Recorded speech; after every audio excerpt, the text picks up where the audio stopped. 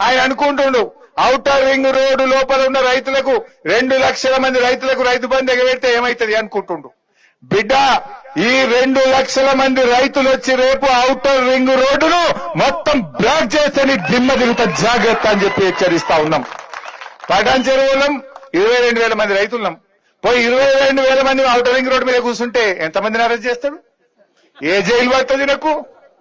ఇస్తావా ఇయ్యవా? 22,000 మంది పోయి ఔటర్ రింగ్ రోడ్డు మీద వంట వార్పు పెట్టి నీ సంగతి ఏంటంటే దిబ్బకు దిగతాడు. అదిగిరాడా? రంగారెడ్డి బయలుదేరా మన సోపతికి?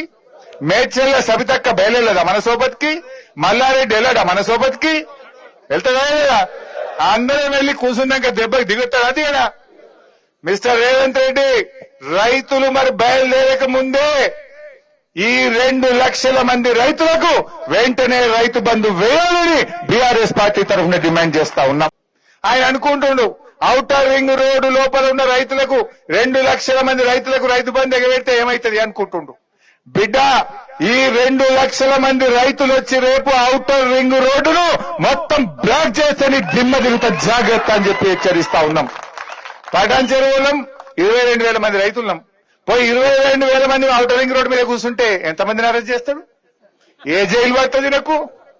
ఇస్తావా ఇయ్యవా? 22,000 మంది పోయి ఔటర్ రింగ్ రోడ్డు మీద వంట వార్పు పెట్టి నీ సంగతి ఏంటంటే దిబ్బకు దిగతాడు. అదిగిరాడా? రంగారెడ్డి బయలుదేరా మన సోపతికి?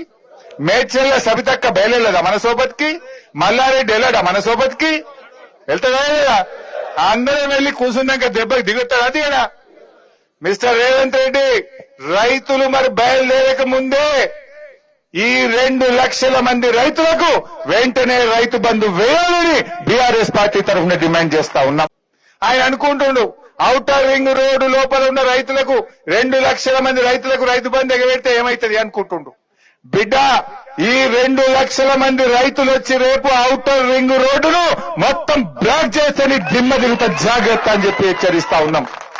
పటాన్ చెరువులం 22,000 మంది రైతులున్నాం. పోయి 22,000 మంది ఔటర్ రింగ్ రోడ్డు మీద కూర్చుంటే ఎంతమందిని అరెస్ట్ చేస్తాడు? ఏ జైలు పడుతుంది నాకు? ఇస్తావా ఇయ్యవా? 22,000 మంది పోయి ఔటర్ రింగ్ రోడ్డు మీద వంట వార్పు పెట్టి నీ సంగతి ఏంటంటే దిబ్బకు దిగతాడు. అదిగిరాడా?